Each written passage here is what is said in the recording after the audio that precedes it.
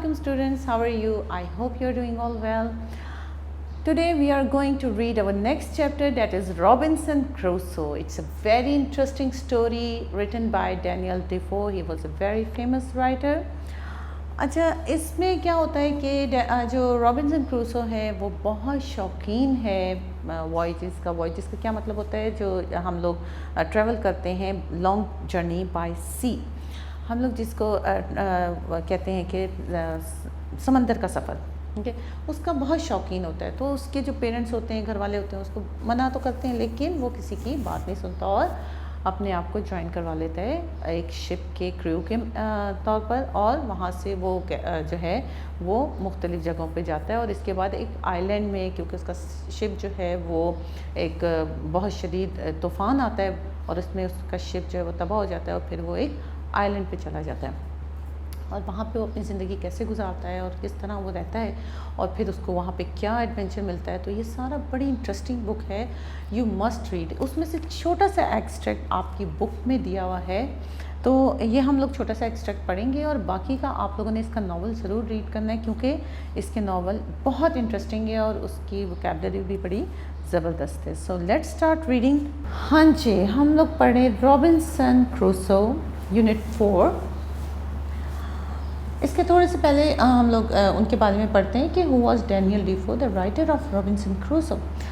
Robinson Crusoe is the name of a book by Daniel Defoe. Daniel Defoe was born in 1660. His father was a butcher. Butcher किसे कहते हैं? कसाई को. And Daniel Defoe worked at a number of trades before he started to write at the age of 40. 40 साल की उम्र में उसने लिखना शुरू किया था। इससे पहले वो at a number of trades वो काम किया करता था। He wrote poem and occasionally wrote criticism of the government. Government के ऊपर वो जो है वो क्रिटिसिज्म के थोड़े आर्टिकल्स भी लिखा करता था, जिसकी वजह से उसको कभी जेल भी जाना पड़ता था, क्योंकि जब आप जो है वो किसी भी बादशाहत वाले मुल्क में होते हैं, किंगडम वाले मुल्क में होते हैं, तो वहाँ पर आप इन लोगों को क्रिटिसाइज़ नहीं कर सकते। और इन 1660 ये तो बहुत सख्त गलत बात थी। Sometimes he was sent to prison, कैद भी काटी उसने। When he was nearly 60, he wrote a story of Robinson Crusoe. It was a great success and he has been popular among children since ever. It is the first great English novel. In short piece from the book, Robinson Crusoe tells us how he became shipwrecked. Robinson Crusoe जो है वो इसमें बताता है कि वो उसका ship किस तरह वो रैक हुआ और किस तरह वो बेचारा उसमें से सरवाइव करके निकला। और ये बड़ा ज़बरदस्त एक नावल है, इंग्लिश का बहुत ज़बरदस्त एक नावल है और आप लोगों ने इसको पढ़ना ज़रूर है। So we start the story. We started off, अच्छा रॉबिन्सन क्रूसो अपनी स्टोरी बता रहे हैं कि we started off on a voyage in a good weather although it was very hot. After about 12 days, however, a violent tornado came from the north. The wave rose high, the skies were black and the wind howled through the sails. उसने कहा कि हमने अपना voyage, हमने समंदरी सफ़र, voyage को कहते हैं समंदरी सफ़र, हमने अपना समंदरी सफ़र कब शुरू किया? जब वो बहुत अच्छा दिन था और काफ़ी जो था उस दिन काफ़ी गर्मी थी, लेकिन about 12 days, however, the violent tornado came. एकदम से जो है वो 12 दिन बाद बड़ा वायलेंट किस्म का साइक्लोन आया, टॉर्नेडो तूफ़ान आया नॉर्थ की तरफ से। और नॉर्थ पोल की तरफ से जो तूफ़ान आते हैं वो तो काफ़ी ठंडे और बहुत ज़्यादा तेज़ हवाओं के होते हैं। द वेव रोज़ हाई, बहुत ऊंची ऊंची लहरें होने लगी। द स्काइज वर ब्लैक, और वो आसमान जो है वो बादल से ढक गए। एंड विंड हाउल यानी हवाएं तेज़ी से चल रही हैं थ्रू द सेल्स, वो जो उनके जो वो होते हैं शिप के ऊपर जो एक कपड़ा सा लगा होता है। 2 members of crew were washed over and after a day or two the ship began to leak. अच्छा जी, 2 मेंबर्स जो थे वो तो वॉश्ड ओवरबोर्ड हो गए थे, वो तो निकल ही गए थे ना, पता ही नहीं लगा उनका कहाँ गए। और इसके बाद 2 दिन बाद क्या हुआ, शिप जो है वो लीक करना शुरू हो गया, उसमें पानी भरना शुरू हो गया। We changed our course and sailed out to the hurricane. हाँ जी, हम लोगों ने अपने कोर्स चेंज किया और वो हम लोगों ने सेल करना शुरू कर दिया cyclone of the hurricane. But the next day a second terrible storm attacked us. अच्छा, हम लोगों ने अपना जो सेल था वो जो जहाँ जिस तरफ साइक्लोन आ रहा था, हम लोगों ने अपनी जो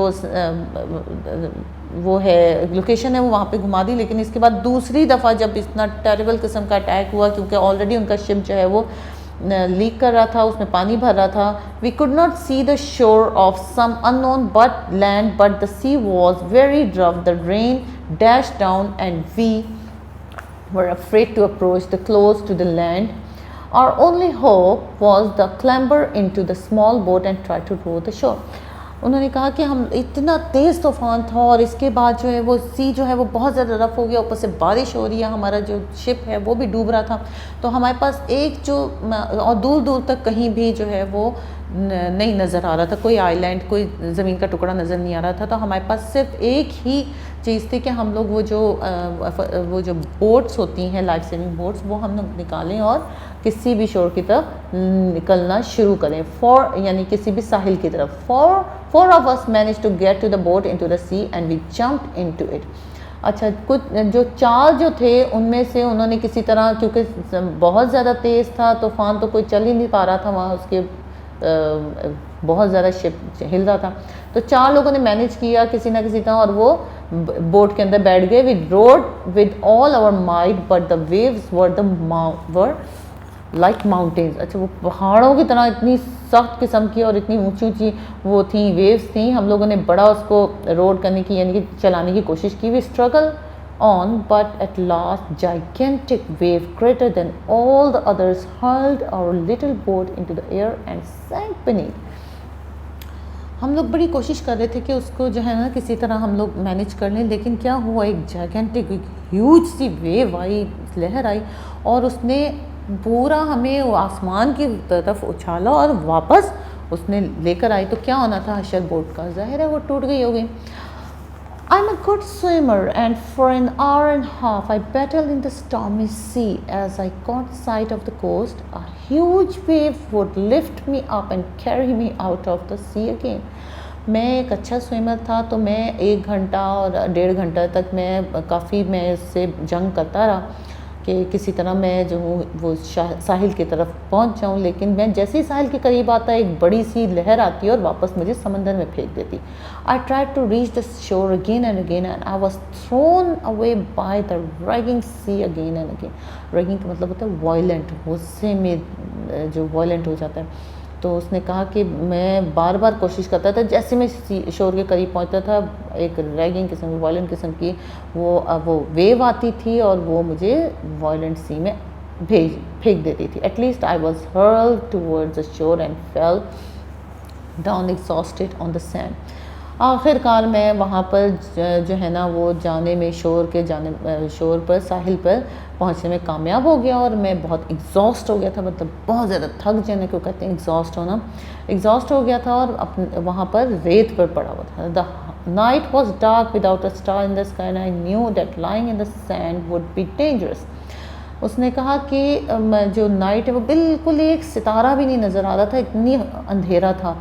और जो है ना, मैंने कहा कि ये सैंड के ऊपर लेटना तो बहुत डेंजरस होगा। क्यों डेंजरस होगा? एक तो कोई भी लहर आती है और आके इसको जो है वो लेके वापस चली जाती, या फिर उसको कोई ना कोई कीड़ा वहाँ पे काट लेता। I crawled away from the sea as fast as I could and came to some bushes and trees. मैं वो घुटनों के बल चलता हुआ, यानी क्रॉल का मतलब होता है घुटनों के बल चलता हुआ, घुटनों के बल चलता हुआ वहाँ पर आया, शोर के पास वो थोड़ा सा फासले पे आया और जहाँ पर ट्रीज़ और बुशेस थे, जहाँ पे झाड़ियाँ और दरख्त थे, वहाँ पर मैं आ गया। I didn't know what wild animals there would be in the forest, so I climbed up on one of the trees and made myself comfortable between 2 great branches. There I slept the night as well as I could. अच्छा जी, वहाँ पर उसने कहा कि मुझे नहीं पता था यहाँ पे कितने जंगली जानवर होंगे, तो मैंने ना अपने आप को एक दरख्त के ऊपर चढ़ा लिया। वहाँ 2 ब्रांच जो थी, 2 शाखें थी, उसके ऊपर मैंने अपने आप को ज़रा कंफर्टेबली फिक्स किया और वहाँ पर जैसे भी मैं सो सकता था मैं सो गया। In the morning I looked across the sea, There was our ship a quarter of the mile away from the shore. I came down the tree and found the stream where I drank some of the cool fresh water. I lay down and slept again. What he did over there When in the morning he just get up and he saw here and there, थोड़ी सी दूर उसने देखा मेरा ship जो है वो rack है, और फिर इसके बाद उसने वहाँ पर एक स्ट्रीम बह रही थी, एक छोटी सी नदी सी बह रही थी, वहाँ से उसने फ्रेश वाटर पिया क्योंकि वो बहुत ज़्यादा थक चुका था। आई lay down and sleep again, और फिर दोबारा वो सो गया। The sun was high the sky. When I woke up, I resolved to go out to the ship and try to bring back something which would be useful to me in on the island. फिर जब मैंने देखा कि जरा sky ज़रा वो हुआ है, ज़रा साफ़ हुआ है, फिर मैं जागा और फिर मैंने देखा कि दूर जो शिप खड़ा हुआ है, तो मैंने इसको सोचा कि मैं इस शिप को लेकर वहाँ पर जाऊँ और जाके उस शिप को उसमें से कुछ अपने लिए कुछ यूज़फुल चीज़ें लेकर आऊँ। I plunged into the sea and made for the ship. At last, after a hard swim, I managed to reach it and discovered a rope hanging over the side. अच्छा जी, मैंने होता लगाया, प्लंज का मतलब होता है होता लगाया, मैंने होता लगाया शिप में, वो सी में, और इसके बाद मैं शिप के पास किसी न किसी तरह पहुंच गया। इसके बाद मैंने देखा कि वहाँ से एक रस्सी लटक रही है और मैं उस रस्सी के ऊपर अपने आप वो मैंने सोचा मैं इस रस्सी से पकड़ के अंदर जाऊँगा। With great difficulty I pulled my self up the rope and reach the deck. मैंने बड़ी मुश्किलों से अपने आप को ऊपर खींचा उस रोप से और इसके बाद डेक यानी कि फ्रंट साइड पे पहुंच गया। The storm had damaged everything. तूफान ने सब कुछ तबाह कर दिया था। There were broken mast and torn sails and pieces of ropes all over the ship. क्या था वहाँ पर, सारी जगह वो सब कुछ टूटा हुआ था। मास्ट कहते हैं वो जो पोल होता है जिसके ऊपर ये लोग सेल यानी कि वो जैसे पुराने ज़माने में जैसे वो शिप होते थे उसके ऊपर एक कपड़ा लगा होता था और उसकी डायरेक्शन जो है वो हवा की तरफ कर देते थे ताकि शिप को सेल करने में आसानी हो। वो जो कपड़े थे और जो मैस्ट था, पोल जो थे, वो सब जगह टूटे हुए थे, रोप्स के टुकड़े थे। I went down into the cabin and found an x. मैंने वहाँ पे गया और मैं कैबिन में, और मुझे एक कुल्हाड़ी मिली। On deck again I cut the mast and rope and made myself a small raft. अच्छा जी, उसने क्या किया कि छोटा सा रोप काटी उसने और इसके बाद मैस्ट काटे और एक छोटा सा राफ्ट बनाया। राफ्ट कहते हैं वो फ्लैट सी जो बोट होती है उसको बांध के उसने एक फ्लैट सरफेस ताकि उसके ऊपर वो तैर के लेके जा सके। I manage to get this raft into the sea and tie it to the vessel with a rope. अच्छा, वहाँ इसने क्या किया, इसके बाद राफ्ट बनाई और इसके बाद उसको नीचे समंदर में उतार दिया और उसको जो है ना शिप के साथ, वेसल कहते हैं शिप के साथ उसने उसको टाई कर दिया ताकि वो तैरती हुई आगे ना चली जाए। I found some of the seamen boxes on board and filled them with the stores, bread, rice and cheese. All these I piled on the raft, and having found a broken oar, and I cast it from the vessel and cast off from the vessel and started for the shore. अच्छा जी, उसने क्या किया कि वो कहते हैं मैंने मैनेज किया इस चीज़ को कि मैंने नीचे गया हूँ और नीचे जाके जो भी मेरे लिए जो चीज़ें थी, एक बॉक्स मुझे मिला। उस बॉक्स को मैंने किस चीज़ से भरा, ब्रेड से, राइस से और चीज़ जो वहाँ पे खाने पीने की चीज़ें थी उस कहते हैं मैंने उसके अंदर एक वो बनाया, पाइल सी बनाई, उसका हीप बनाया और इसके बाद उसको राफ्ट पे रखा।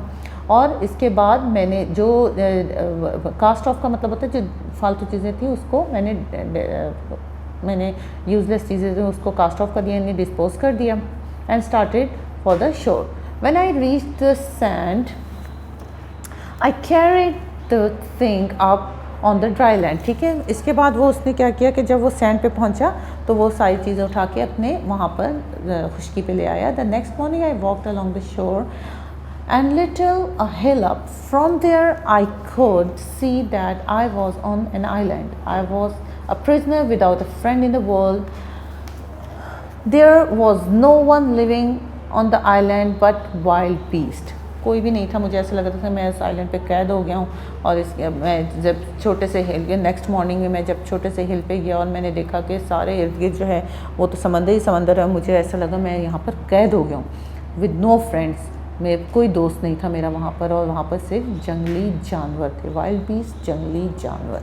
ठीक है, आज हम यहीं तक पढ़ेंगे और नेक्स्ट हम लोग आगे नेक्स्ट अपने लेक्चर में करेंगे और इसके बाद हम लोग इनके जो रॉबिन्सन क्रूसो है इसके कैरेक्टर के बारे में भी डिस्कस करेंगे, what type of person he was. और अच्छा जी, अगर आपसे ये क्वेश्चन कि डैनियल डिफो कौन था, कि Daniel डिफो He was the writer of the book and he was born in 1960.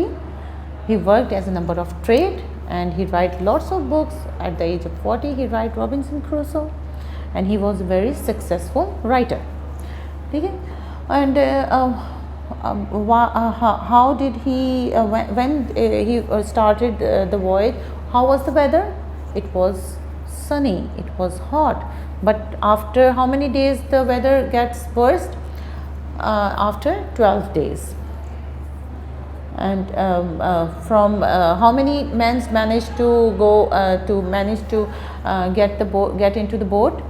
Only 4%, and rest of the person they just swept off from the by the waves. बड़ी इंटरेस्टिंग स्टोरी है ये, आप लोग ज़रूर read कीजिएगा।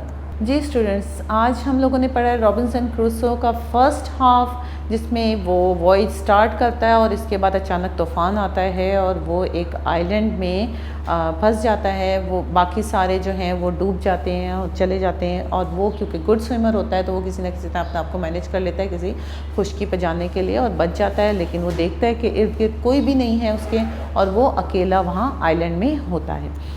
हमने यहाँ तक स्टोरी पढ़ी है, इसके बाद हम लोग नेक्स्ट लेक्चर में हम बाकी की स्टोरी पढ़ेंगे, उसको बहुत अच्छे से रीड कीजिएगा। और जो डिफ़िकल्ट वर्ड्स हैं उसके हम लोग मीनिंग देख लेते हैं। हरिकेन, हरिकेन का मतलब होता है साइक्लोन, भंवर। तो जाइगेंटिक का मतलब होता है ह्यूज, बहुत बड़ी। रैगिंग, रैगिंग मतलब वॉयलेंट। हर्ल्ड, हर्ल्ड का मतलब होता है थ्रो करना, किसी चीज़ को फेंकना। कास्ट ऑफ, कास्ट ऑफ मतलब डिस्कार्ड यूजलेस थिंग्स, जो फालतू की चीज़ें होती हैं उसको हमने डिस्कार्ड करनी है। एमिनेशन, एमिनेशन का मतलब होता है बुलेट्स या शेल्स, जो ये गोलियां वगैरह जो होती हैं पिस्टल में काम आती हैं। वेसल, वेसल का मतलब होता है ship. So these are the difficult words which we have learn in the first half. Let's move to our grammar portion. Grammar portion में आज हम पढ़ेंगे form of verbs. Form of verbs, अच्छा what are verbs? Verbs होते हैं action, action words which we use in our sentences to show what the person or what the subject is doing, वो कहलाते हैं एक्शन वर्ड्स या verbs. Form of verbs क्या होती हैं? वर्ब्स की फॉर्म ये किस लिए यूज़ होती हैं? ये तब यूज़ होती हैं जब हम लोगों ने टाइम पीरियड बताना हो कि कौन सा एक्शन किस वक्त परफॉर्म हो रहा है। For example, if I said I go, I go, मैं एक प्रेजेंट की बात कर रही हूँ, अभी की बात कर रही हूँ, क्योंकि मैंने first form of verb use की है आई गो। गो फर्स्ट फॉर्म ऑफ वर्ब है, ठीक है। व्हेन आई यूज़ गो तो मैं first form of verb use कर रही हूँ, तो ये मैं प्रेजेंट की बात कर रही हूँ। When I said I went तो मैं सेकेंड फॉर्म ऑफ वर्ब की बात कर रही हूँ, ठीक है।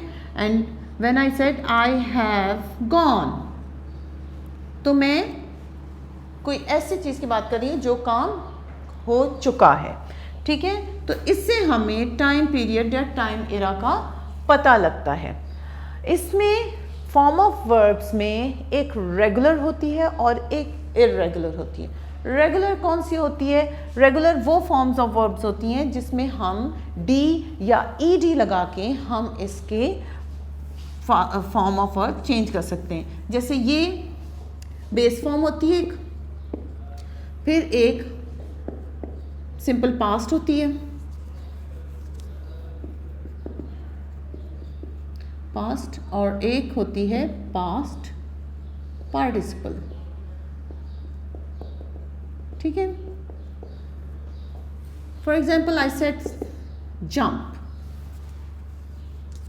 ये बेस है, यानी सिंपल प्रेजेंट फॉर्म। जब मैं प्रेजेंट इंडेफिनिट की बात करूंगी या प्रेजेंट किसी बात करूंगी तो मैं फर्स्ट फॉर्म लगाऊंगी, ये बेस फॉर्म, ठीक है। When I make it as a simple तो मैं खाली ईडी लगा के इसकी बेस फॉर्म को सिंपल पास्ट में चेंज कर दूंगी और पास्ट पार्टिसिपल में भी इसी तरह चेंज कर दूंगी, ठीक है।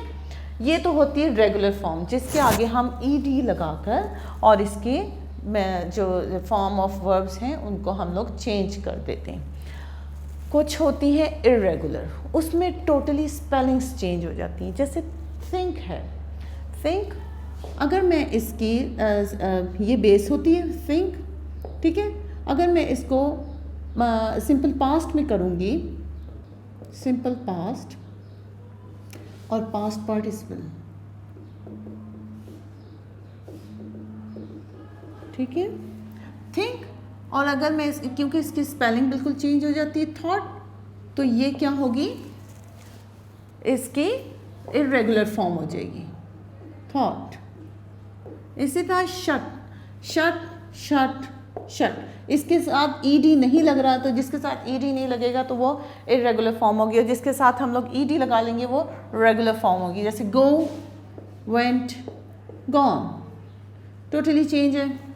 इसमें तीनों की स्पेलिंग एक ही है और प्रोनाउंसिएशन भी एक ही है, shut shut shut. Think, thought, ये भी हम लोगों ने स्पेलिंग टोटली चेंज करके बनाई है, तो ये इरेगुलर फॉर्म कहलाती है। 2 टाइप ऑफ फॉर्म होती हैं और आप लोगों ने इसको बहुत अच्छे तरीके से देखना है। जिसके आगे ईडी लगा होगा वो रेगुलर हो गया, जिसके आगे ईडी नहीं लगा होगा वो इरेगुलर हो गया। It tells us the tense और द टाइम, ठीक है। इसको जो आपके कोर्स में है उसको बहुत अच्छे तरीके से याद कीजिएगा, ये आगे आप लोगों को क्रिएटिव राइटिंग वगैरह में और हर चीज़ में काम आती है। सो अपने नेक्स्ट लेक्चर तक के लिए अल्लाह हाफिज़।